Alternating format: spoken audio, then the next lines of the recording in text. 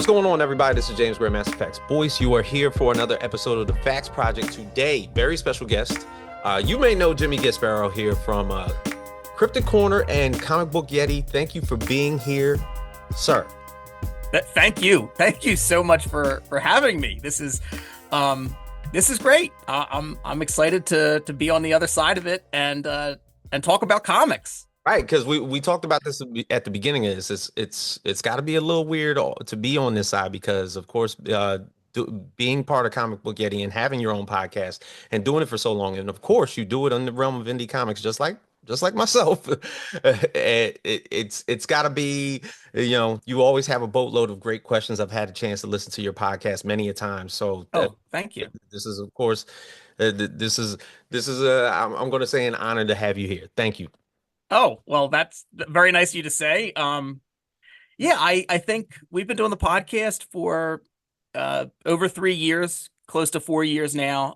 But we've tried to pack a lot of different episodes into it, mainly indie comics. We've branched out into big two stuff here and there, but I think my episode that just came out today, as we record this with Ryan North, was my 178th podcast episode. So I tried to pack a lot into that period of time, but yeah, I mean, I've listened to a bunch of different comics interview podcasts. I think everyone kind of has a different Style. style. Yep. Yeah, I mean, I try and come up with some questions beforehand, but I definitely am aware that I tend to just say something nice about the person's comic and then just expect them to respond accordingly. Gotcha. But I feel the same way.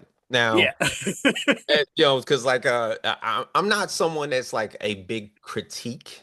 Although there's some things that I will look at and be like, okay, why did that happen? Like that's more so my angle of it. Like, why did you go there? Which is pretty much where I wanted to go with this, because you, of course, chose an anthology for your Yeah. for your book. And Yes. I just feel like this is like the way I was reading this, and it's about like 59 pages, and going into it, it's almost like I'm just diving into the mind of Jimmy Gaspero for like the day. And it's like an angle, every single thing is happening. You have sci-fi tales, you have romance tales, you have barbaric tales, fantasy tales, you have it all. So it's like there's no spectrum of the board where you're not touching. Yeah, well, the whole impetus, I guess, behind the project is that I have worked on a number of different short comics since I first got the idea to try and write comics.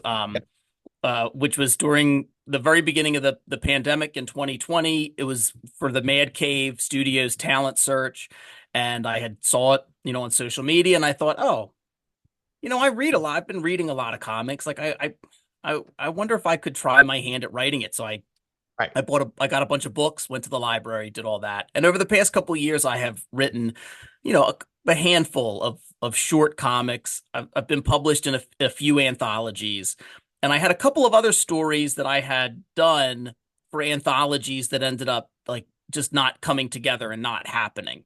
And I really wanted them to get out there, and especially the artists and colorists, letters that I worked on. I wanted their work to be seen. So I just thought, well, why not? Let me just try and do this. I'll put together an anthology. I have a few stories that have already been published, and I have like 6 that have never been in print. So I'll put them all together and just kind of, it also helped me learn the ropes about Kickstarter. And I really liked all the stories. It is tough to kind of unify it. So I came up with the title of Made in Delco. Delco's for Delaware County, Pennsylvania. That's where I'm from. I am So familiar. I was made in Delco. So I thought Made in Delco was kind of a good title that kind of fit like what I was going for, because that's really what it is. It is a bunch of different genres. It is kind of like it jumps from like one story to another. I try and have it in like 3 different sections in my head, and then the two of sections are broken up by like just one page kind of stories, and then it ends with the two longer stories, which are 8 pages each, which are the 2 most recent stories that have never been online, never been in print Right. anywhere. And so it was also because I really like working in short comics. I mean, I love indie comics. I was thinking about my next move would be to work on my own series. Hmm. And um I didn't do that yet. This hasn't been announced yet. I can't announce it, right now. But last year I wrote a graphic novel, a kid's graphic novel. Hopefully, you'll be hearing more about it towards the end of the year for 2026. Okay. And so that was another part of it where I had worked on these short comics. I was doing the podcast. I had written this graphic novel that is should be out next year, and I can't really talk about it. So I thought, well, you know what? Let me put together something, some type of project to get some of these stories out there. Okay. So that's the long-winded answer of that's kind of how Made in Delco came about. But yeah, I one of the stories, the It's a Monster Kind of Love in particular, didn't happen. I worked with Joe Kovis and who drew and colored it, and Buddy Beaudoin, who Buddy's great, fantastic writer in his own right, excellent letterer. Mhm. And yeah, I really liked that story, and I really liked a bunch of the others. And I thought, I'm just going to do it. We'll test the waters of Kickstarter. We'll put something together. Maybe I've have enough goodwill in the indie comics community that people will be curious as to the type of stories that I've written. So Right. And I feel as though, I mean, of course, the way that I'm reading it, the way that it was sent to me, it feels like it reads like a comic strip from top to bottom. sure. Almost straight up and down like a newspaper, except for, of course, where you're bringing on those long form, those 8 page issued stories at the end of it. Now, what made you want to get more so into short stories? Do you like doing vignettes almost in a series to where I'm I'm almost gonna like leave you in suspense at each one of these, or it's going to just broaden your mind as to like maybe who the person is in who's the main character in each of these stories are. I love anthologies, and I know anthologies kind of on Kickstarter. There was a period of time where there were a lot of them, and they all seem to be reaching their funding goal. I've heard different folks in the industry say that maybe that's like starting to change. And you see some anthologies sometimes struggle on Kickstarter for a bunch of different reasons. I love anthologies, though. I love working in short comics. I think it's really difficult to tell a concise story. I mean, comics in general are like an economy of storytelling. You only have so many pages and so many panels to tell your story. And to try and really get like a tight story across in 4, 6, or even 8 pages can be kind of difficult. It's So true. I always like anthologies. I backed a bunch of them. I like getting a mix of different stories.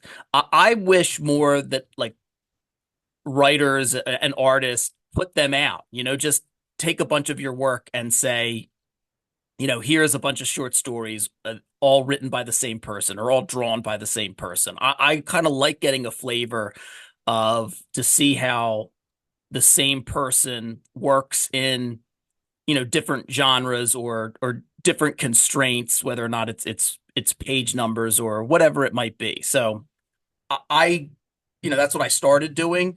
Yeah. And I really enjoy that type of storytelling.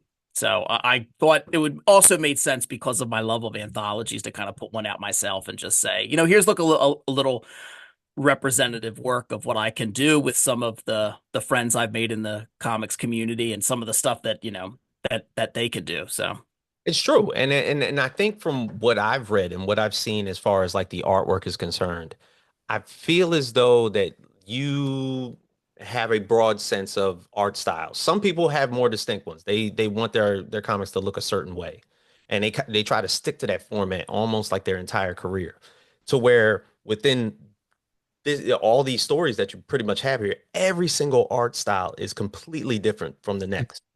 Some are more so pulp style. Some are like as far as like the sci-fis, even the one that's barbarian is all Barbarian, yeah, that Raymond Lolacker did, yeah. it's all pencil.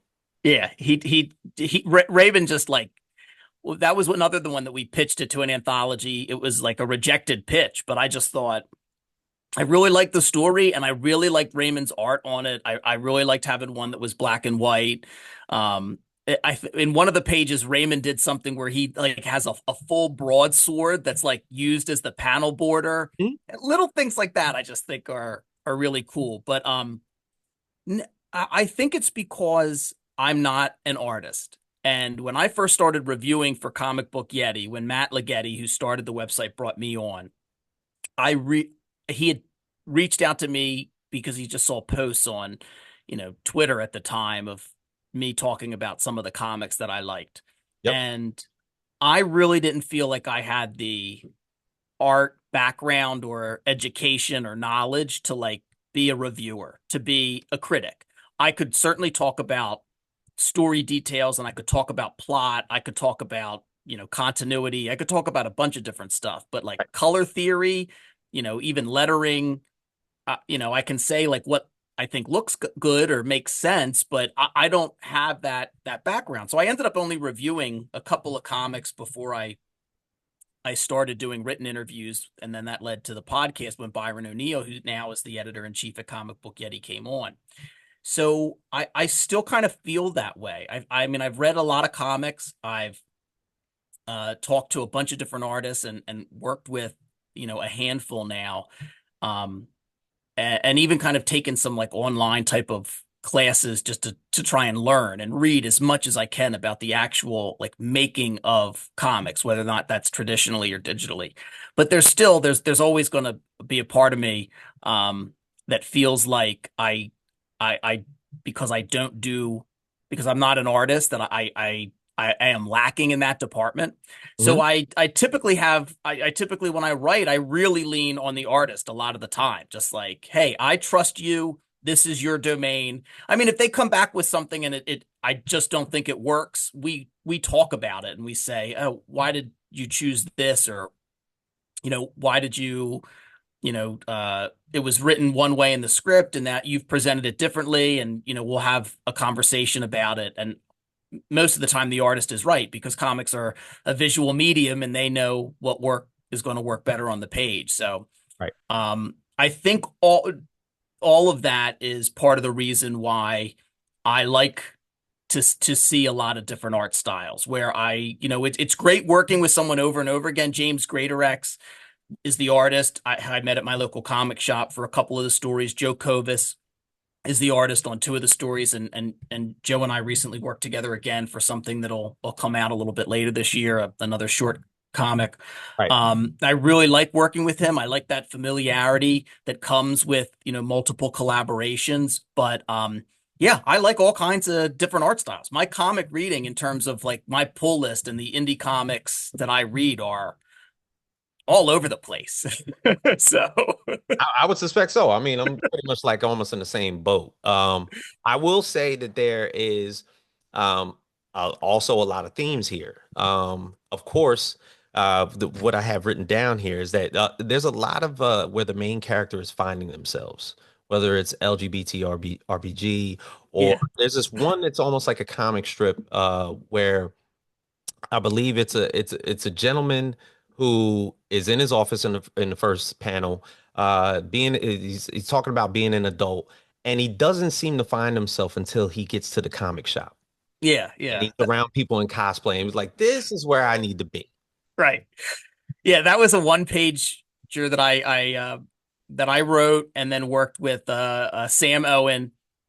He did all of the art and the coloring and the lettering for it. And it was just kind of like a little thank you to how I felt, after being at Comic Book Yeti for a few months. Because I really felt like, just being online in the Discord that I kind of found folks that I really got along well with and liked, even though we didn't get together in person because we were all over the place, Yeah, um, that I really liked, spending time with. And it's kind of, I mean, not to get like really like deep or too personal to anybody, but it's I have a lot of friends in the real world. I have a lot of nice coworkers at my job, but I'm married. I have two kids. They're awesome.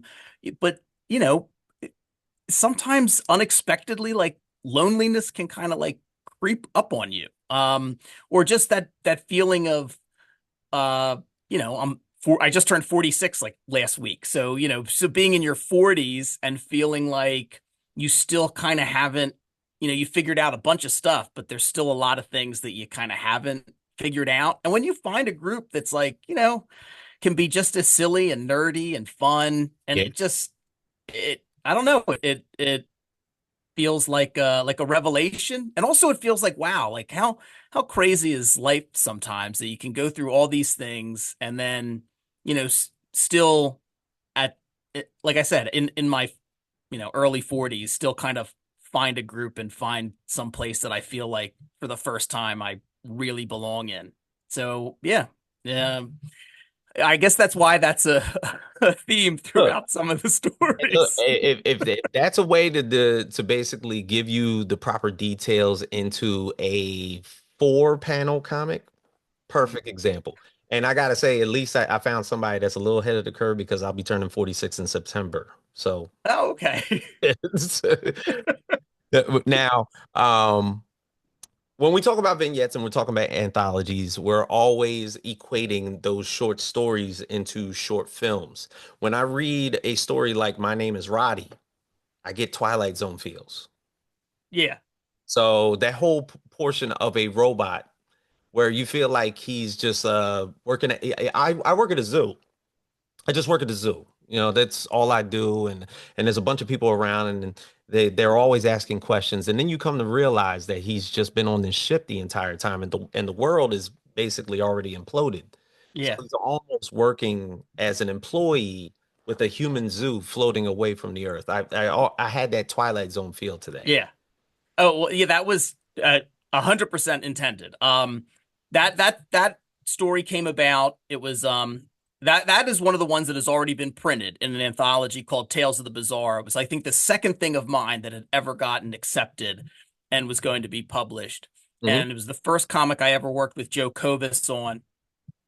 And it was a really neat idea where they sent the publisher sent everybody to a website and said it did like a B movie title generator, Oh, and it said, all right, whatever title you get, pitch us a story that'll fit that. And the title I got was The Engineer of the Circling Zoo. And I love like 50s B movies, but Twilight Zone was like that was it for me. Like as a kid, I loved whenever I would find, late at night, old episodes of The Twilight Zone. I think when they first started putting them out on DVD, I was like right there to grab, volume one, which was like, the one of the first ones they put together that had some of my favorite stories on it, like Time Enough at Last, which is the Burgess Meredith one, hmm. and a couple of others. Uh, um, To Serve Man, which is another one of my like. I Hmm. was thinking of like To Serve Man a lot. Just the idea that you think something is going on, and then that reveal at the end that Twilight Zone was like so good about doing. But I think the Twilight Zone has been like a huge influence on me in the past few years when I try to come up with story ideas for writing in anthologies, because Twilight Zone had such a good mix of kind of creepy Yeah, sci-fi horror stories, but also had an amazing amount of like of nostalgia as well. There were really sweet stories in the Twilight Zone too that I think yeah. sometimes, younger generations who aren't as familiar with it don't realize that, there were some, great creepy horror episodes, but there was a lot of sweetness in some of the It Twilight was Zone episodes too. So yeah, very, to very say anything thoughtful. of mine is reminiscent of the Twilight Zone is like the Yeah. highest compliment. So thank you. No, and I like the fact that you basically pointed out the fact of your adoration for B movies, like Attack of the 50-Foot Woman or Oh Toxic, yeah. Toxic Avenger, which of course is a great comic as well. But just having those sense of not only just I guess pointing into the direction of the main story and having a bunch of singular short stories that are very thought-provoking, all in a matter of maybe around 15 minutes apiece, whether it's like Tales from the Crypt, Amazing Stories, so on and so Creep Show, Oh those yeah. You know, I so loved all that stuff. yeah. Yeah. I just, you know, and it's funny now, like the shows that my kids watch, like some of the cartoons and stuff are, uh, still do that a little bit where it's like you'll have two or three little episodes like within an episode, you SpongeBob know? does that. Yeah. Yeah, and I mean, Bluey episodes Movie that my kids episodes. love Yeah. Bluey are like 7 minutes, and it's like Mhm. they it's that ability to put so much story Depth. into a short bit of time, or you know, a short couple of panels or pages. I love, you know. So Definitely. Now, how personal is It's Not Just a Meatball? oh, that's um probably the most me and my family, I guess, on the page is it's not just a meatball. That was another one that has been published in Comics from the Kitchen. But I love it so much I wanted to include it in this. Yeah, Kyler Merrill put together Comics from the Kitchen, and I worked with James Greatorex, who is a teacher and also worked at the local comic shop right down the street from me, and is an amazing artist. And yeah, it's basically my dad's meatball recipe, which it is my favorite. They're my favorite meatballs, and I thought it would be kind of interesting to tell the story of the meatball recipe and put a separate like a a snapshot of a decade and another part of the recipe on every page, because it was only going to be a 5 page comic. So the Mhm. first one is 1969, when my dad would have been about 13 years old, which is that's you know just kind of that's just kind of invented whole cloth, just like him having a meatball as if somebody's handing down a secret meatball recipe. But the rest of it, you know, 79 when I was born, and my parents in the kitchen at their small house, and my dad making meatballs, and then 89 when I would have been 10, and then 99 when I would have been in college, and then it jumps to 2019 where my dad is now like a grandfather, and we kind of go through the steps of the meatball recipe, and like and you kind of get little snapshots of conversations about it. But um I love that story so much, not only because uh James did such an amazing job on the art, but when I James had finished the story, and I hadn't told really anybody in my family about it yet, and then on I guess it was, I don't know, Father's Day of 2023, so almost 2 years ago at this point, we Yeah. were at my parents' house, and I had it all on my iPad and let my dad read it. Um, and he just he was very surprised and very emotional, and was like couldn't believe that he was a comic book character because I mean, Right. I've talked about it on my podcast, but like my love of comic books like first came from my dad. I have a younger brother and a younger sister, but my dad would take my younger brother and I to the comic book shop. Mhm. And I mean, it would have been, you know, the What was the name mid of the shop? mid to late 80s. I don't remember the name. It was in he used to take us to one that was in the Granite Run Mall, which is near Media, PA, which doesn't exist anymore. Hmm. Neither the comic book shop nor the mall. but um but he would take us there, and it would have been like the mid to late 80s, maybe even the early 90s. And my dad would buy whatever number one issues they had like it was his retirement plan. So years later, um not that long ago, because my brother and I go to Baltimore Comic Con every year, and my dad was like going through and just cleaning out some stuff, and he said, "Oh, you know, you guys will have these," and he basically gave us two bagfuls of comics that he had just that you know we would read them as a kid, and he would take them back and put them in like you know paper shopping bags. Hmm. Um, and he just like I guess had them in his closet. But my brother and I went through them all, and it was such an odd mix of like random comics off the shelf, and just a ton of bizarre like number one issues. And if they made a comic book based upon a Saturday morning cartoon in the late 80s, early 90s, like we had that comic book. Like some cartoons that I had totally forgotten. But I think my brother has his Foofer number one in a place of honor, which I don't know if you remember Foofer. He was like a big blue dog. Oh, yes. So we we have Foofer number one. I should check to see if it's worth anything. But Wow. yeah, I think that was my dad just thought, I don't know, that like one day Mm-hmm. they were all going to be worth something. Might get picked up by media, like Who knows? made into another animated Yeah. project. I, it was funny going through. There were some nice ones in there that, like there was a lot of just, random stuff. But every once in a while we found something that I thought like, oh, that's kind of weird.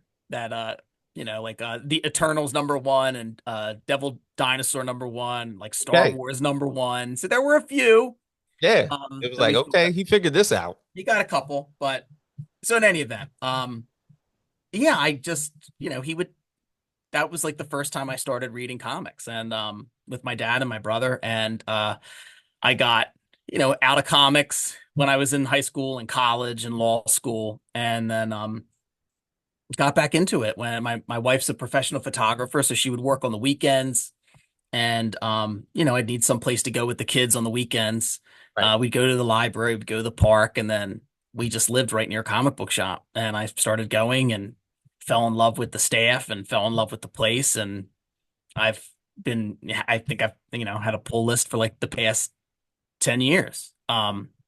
So I talk a lot and I digress. So I apologize to you Fine. or your Totally fine. listeners, but the best thing about that it's not just a meatball and is that I had uh tweeted a video of my dad like reading it and getting kind of emotional Mhm. and it got picked up by CBS in Philly.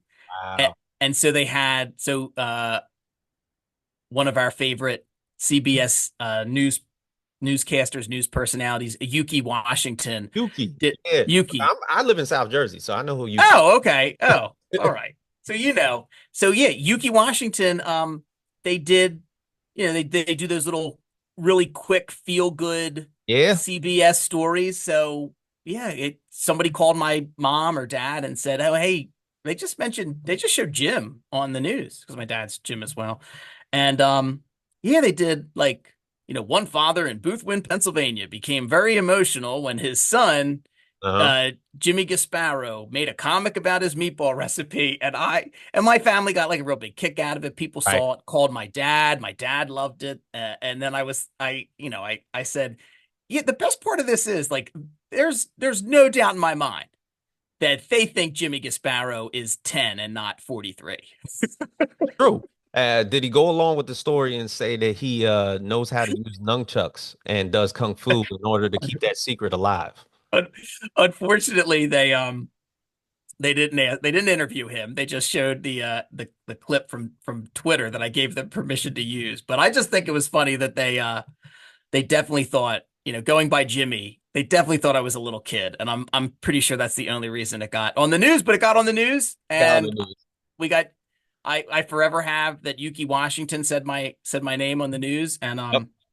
yeah, the nunchucks thing is because my growing up, I'm other gonna than say comic, that does your dad know karate? he let me explain. So growing up, other than comic books, the two biggest influences I have from my father Okay. uh, are the Three Comics Stooges, and Bruce Lee. Three Stooges, and Bruce Lee. So every weekend when we were kids, he was either putting on a Bruce Lee movie when we were way too young to watch them, or and he had the Three Stooges on. So his basement, the basement at my parents' house, it has a pool table, and half of it is decorated with Three Stooges memorabilia, and the other half is Bruce Lee stuff. My 13th birthday party, my dad came down to the basement of the house where we were having the party. Nobody asked him to do this and gave like a 15-minute nunchuck demonstration. So he does know nunchucks. He does. He does. He's I don't know what it is about I mean, I guess I do know a little bit about what it is in terms of Bruce Lee, but he has always been a Bruce Lee fan and just always, there's always been like, nunchucks and random weapons in our house growing up. Like, he would have ninja throwing stars and sais, and he just and like as a kid, you don't know. Like my dad always had like a black belt, and I just thought he was a black belt. And like Uh-huh. when I was adult, he was like, "No, I just bought that black belt." He goes, "No, I never actually earned a black belt. I'm like, Dad, I've told everyone you're a black belt." And he's like, "Well, you can." Yeah, But yeah, he does know how to use nunchucks. That is true. That gotcha. is true. That's great. That's actually it makes the story better now. Yeah. Oh yeah, my favorite nunchuck story, other than my dad coming down at my 13th birthday party and doing that demonstration, is he once told me that when he was in high school, I guess him and his friends were out and somebody drove by and said some stuff out the window, and he had nunchucks with him and he threw them through the back of the person's car, threw Huh. them through the back windshield. And he got I guess he was taken before the juvenile court, and because I don't know, it's Delco, so he That's a said he Delco knew story. some. That is It's a that's it. Delco story. So my dad grew up in Chester and then moved to Chichester, Okay. which is right next to each other. Only like Marcus Hook is really in between. But now we're really getting into the Delco weeds for Yeah. anyone that I like did anybody go to Cardinal O'Hara or uh, or Widener? I know a lot of O'Hara people. I did not, but Hey.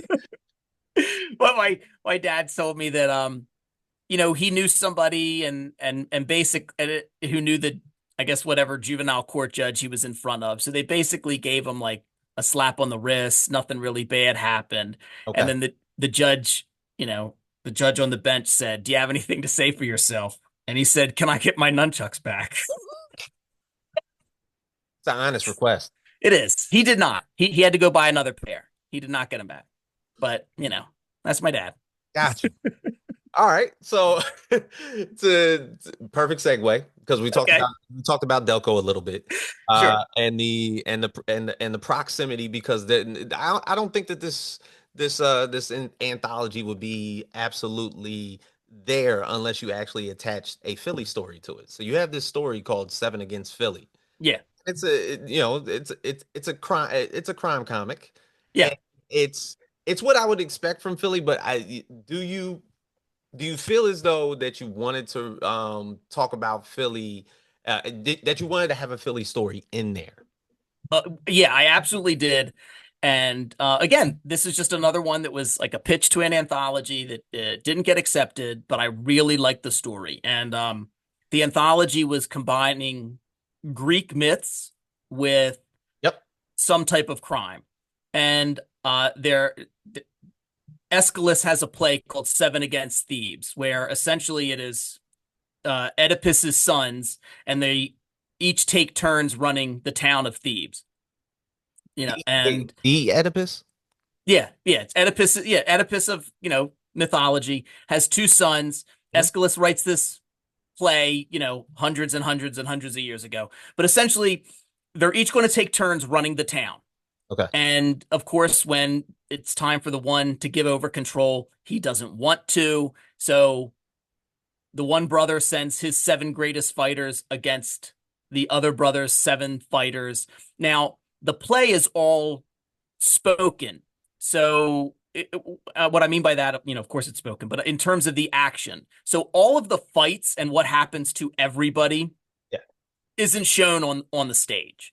It's like a person will come out and deliver essentially a monologue or soliloquy about what is taking place. But I Mhm. thought, wow, that's such a I thought it was a really neat idea. So I had to figure out, well, if I'm going to do a Seven Against Thebes, where could I set it? Mhm. And I have a little bit of an obsession with like the early 80s Philly like mob war, which I Okay. think the one in the 80s is I think the second one You because talking there about was an earlier one in the 50s. So it would have The Scarfo Awards? yeah, yeah. So it would have been like 1980, 81, like Angelo Bruno and all those kind of famous Philly mob characters. Mm-hmm. Um, and it was anybody can Google, can look it up. Second Philadelphia Mob War, early 80s. It's a real Um, thing. oh yeah, it's 100% a real thing in the news all the time. So I thought I'd take this idea of Seven Against Thebes and set it during the Philadelphia Mob War, where there are two brothers that are supposed to, run Philly, and they're supposed to take turns.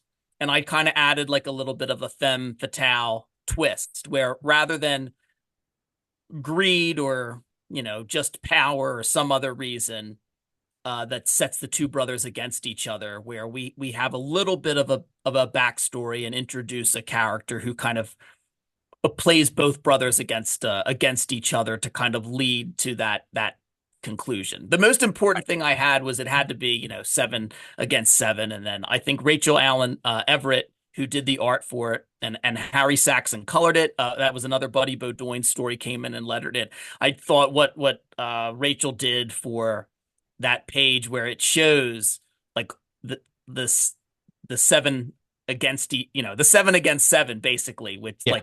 seven panels, everybody's getting killed in like a different fashion to lead to the conclusion. And I thought, well, yeah, what I have to include this one. It's one that really hasn't been in print at all before, and I had only ever like put it out on Twitter briefly, so it's never even been in any type of digital anthology. And I really, I know I wrote it, and I'm biased, but I really liked it.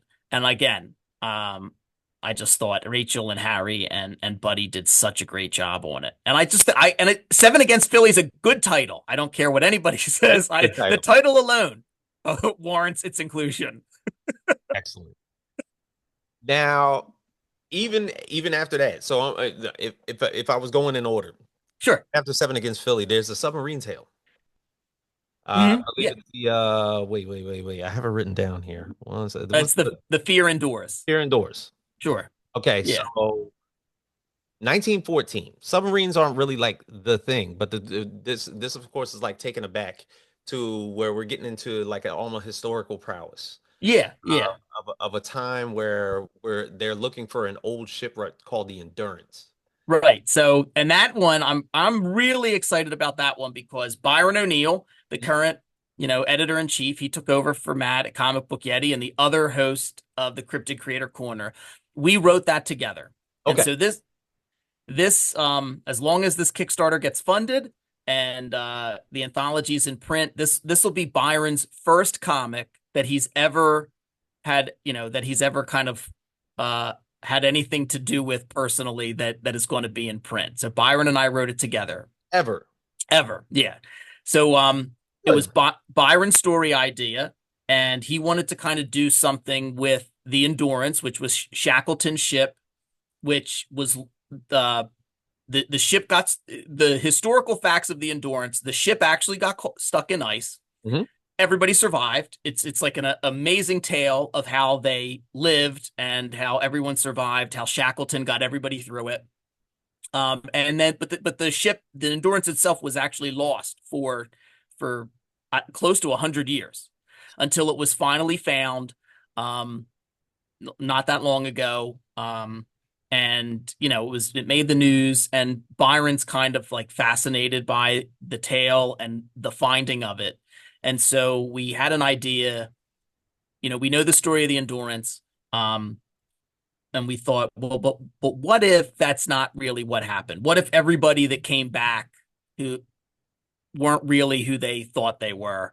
And Right, we kind of combined it with almost an H.P. Lovecraft, Eldritch kind of goings on, and told it through the eyes of like a stowaway who we just kind of made up and inserted into the real story of the Endurance. right, So Byron came up with the story idea, told me what he was thinking. I scripted it, and then Byron went through and like did revisions and added the stuff that he really wanted to include. Um, Also, I'm excited about that story because we worked with Chris Sheehan, and like Chris Sheehan, they're the artist on the Autumnal. They've done. I think they did, what is it, Denizen. They did Specs with David Booher. So Chris has done some amazing things in terms of art. Mhm. Roland Cownens colored it, and then Rob Jones, who I really like a lot. Rob Jones is great. Rob Jones lettered it. So yeah, we kind of took the an actual historical thing, the what happened to the Endurance, and then just kind of went a little bit off the rails with this alternate telling of what Yeah. might have happened. And then just a kind of like a, there's a research crew and they are the ones that kind of discover it are and are investigating. So we kind of meld what happened in the past to what is going on with this crew in the present. And I really enjoyed working with Byron on it. I really enjoyed getting to see, Chris Sheehan breathe to life something that Byron and I worked on together. So it's kind of a fun little cosmic little well, I guess I'll say uh yeah, maritime cosmic horror. Yeah. A big time alternate historical fiction tale. Yes, there we go. It's Yeah. a nice way of putting it. Yep. So Now, yeah. to segue into that, because you, of course, you did this story with Byron, and of course, you've worked with Byron now Yeah. for what, close to 3, 4 years? Yeah, yeah. It's been What, 4 years we've been working together at Comic Book Yeti, a little over three that we've been doing the podcast. And we don't host together. We each host our own episodes, but Byron does all the editing. Byron does so much work to kind of keep, the podcast going and keep, Comic Book Yeti going now. So yeah, it's been great working with Byron. He does a ton of work, I think, for Comic Book Yeti and for, the indie comics community to promote stuff. now, did you meet him, I guess, through the former owner of Comic Book Yeti? Yeah, just Matt had, I think, I think I came on a little before Byron did, but yeah, Byron was kind of doing his own thing with comics and the same thing. Matt had reached out to him and brought him on, and yeah, we kind of met doing that, and I had started doing written interviews, and Byron wanted to start a podcast, and he asked me if I wanted to if I'd want to like do some podcast episodes as well, and I thought, I felt like everybody has a podcast, and do I Yeah. really want to do that? Everyone has one, and then I started doing it. I'm like, oh no, I like this. Right. You caught the bug. Yeah, oh, it's you can see or hear. I love to talk. I love talking to people, and I love talking to people about things I'm passionate about. And Mhm. I'm an attorney in Wilmington, Delaware, and I talk a lot for work, but it's not always about stuff that is, fun. So to get to talk to comic uh professionals, and I don't know, like as a kid who loved comics and TV and movies, I mean, I was, that I loved movies. I could escape into a movie like, every day. And to have a connection with the people that make the stuff that I liked, I mean, that would have been mind blowing. And now to kind of have that opportunity and also to get to talk to some of those folks who are Right. making the things and whether or not they're the writers, the artists, or the letterers, yeah, I just think is I don't know. I just think it's cool. Well, most of us, of course, started out reading the big two. What got you into indie comics? Oh, great question. When I got back into comics, it was because of DC. Mhm. I had went to like a Wizard World convention in Philly, Really? and there was yeah, I was at a Wizard World in Philly. Just I think it was just going on that weekend. My wife and I just went, thought, oh, we check it out. Let's go see what's going on. And it was right after Blackest Night, and DC was still there were still a couple of places like really who were selling comics, really kind of promoting their Blackest Night event, and I thought that sounded cool. Right. And I had always kind of liked Green Lantern, so Blackest Night kind of got me back into reading comics. Mhm. But I realized, all the time I was in high school and college and law school, I had missed out on a lot of stuff. And when I went to the comic book shop to catch up on DC stuff, um, I was, I would look up stuff online like, 50 greatest graphic novels to read and things like that. But I'm like, well, who knows better than the folks at the comic book shop? And I was like, I feel like I've missed like so much. Like what do you think I need to read to kind of get caught up to speed? Right. And there was a ton of Image stuff which kind of started it. Um, and Vertigo stuff as well, because I had never read Sandman. I had never Huh. read Why the Last Man. There was like just I'd never read Brian K. I knew Brian K. Vaughan because I think he wrote a couple episodes of Lost before I read any of his comics. Right. So, um, and so that kind of started it, just venturing out into stuff that wasn't specifically Big Two. I mean, I know Vertigo was a slight offshoot, but Mhm. getting into Image Comics stuff and yeah, it was really the folks at the comic book shop that were like, you need to check out this and you need to check out that. And then slowly just started reading more from different publishers. After Image, it was, well, what does Aftershock put out? And what about, Dark Horse? And Yeah.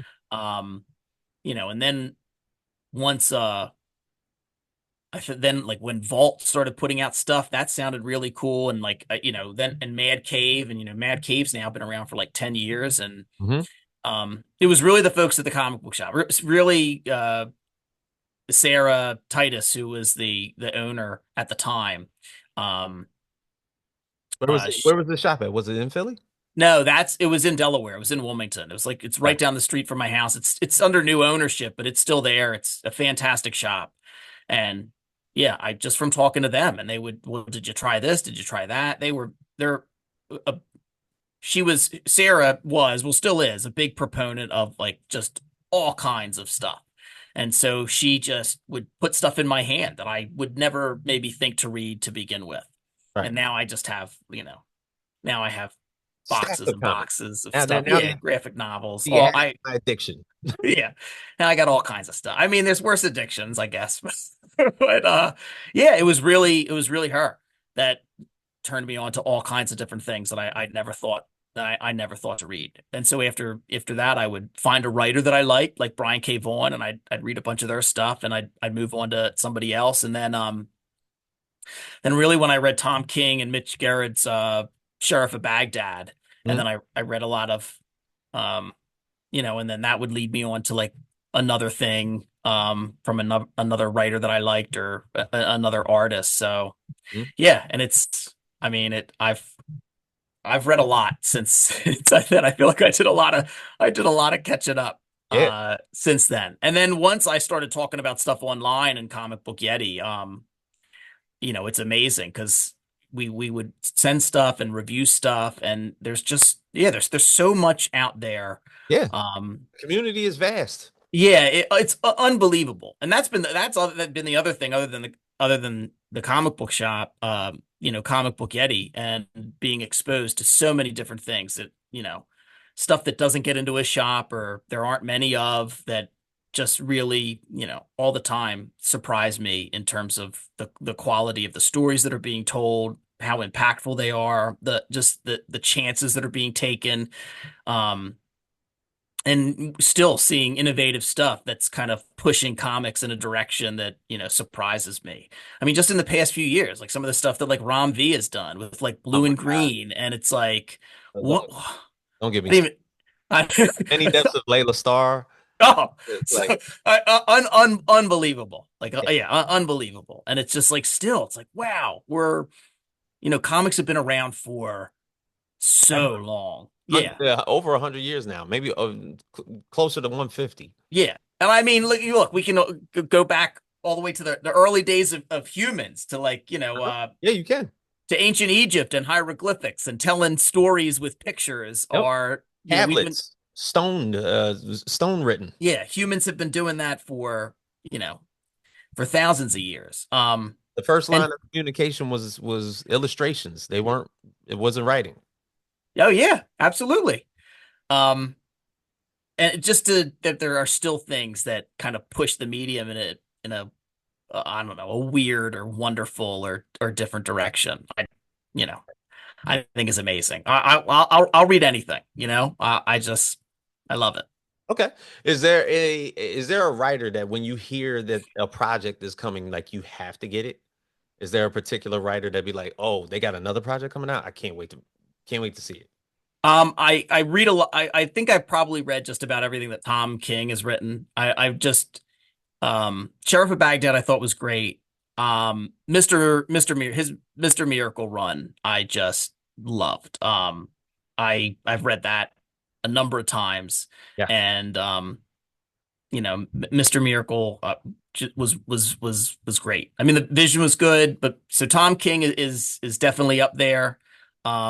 There's a few writers that are still, working right now. I mean, I love Cullen Bunn's work. It's nearly impossible to catch up with Cullen Bunn because he writes so much and there's so much Cullen Bunn stuff. But Intricacies of horror and violence with that guy.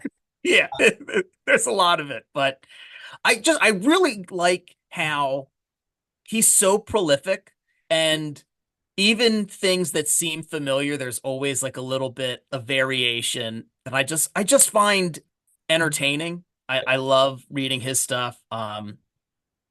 David Pepos is another one that I like a ton of his work. I'm really excited to see what he does with Captain Planet. I, Um, the way that he so with him lately, the things that he chooses to write tends to be like, I would have never thought that. yeah, yeah. I mean, I just like how he has taken things like, well, not things, but like properties. Space Ghost. So Space Ghost is a perfect example where to have something like that where almost would seem or could seem hokey or corny. The It could. idea of Space Ghost, And he's like, been made that way sometimes. and yeah, but to tell such like to come at the material with such an earnestness that never feels like saccharine, never feels like manipulative, like it feels like he means every word on the page, and the artwork is beautiful. Space Ghost is like a perfect example. Yeah. So I'm happy to see what he does with both Speed Racer and Captain Of the Planet. planet. Yeah, Yeah, his indie comic that he kickstarted, 2 issues, and I think there's still going to be a third at some point. But the OZ, which was kind of his Wizard of Oz, mhm. um, meets, like kind of post-war type of stuff, is wonderful. So Yeah, there's always like one particular or a couple particular indie writers that make the jump that you just applaud and clap for. Because I think when he yeah, jumped into like Savage Avengers, when he did that, and I was just like, I can't believe, all right, like he should be there. And the fact yeah, that he still wants to come back and do properties that you wouldn't think he would want to put his hands on, that's right, that's a bonus. yeah, yeah. And there's a lot of there's a lot of creators that are still putting stuff out that are putting stuff out on on Kickstarter, Yeah. um, that I think are just doing wonderful stuff, and I hope they continue to get a chance to put stuff out or work. I mean, someone that I know, Grant Stoy, who's done some stuff with Comic Book Yeti, but he had um, a side quest which he kickstarted 5 issues of. Alea Rossico did the artwork for it. Yeah. Um, I'm hard pressed to think of uh too many comics that I enjoyed and like personally I felt like spoke to me right now at this point in my life than Side Quest.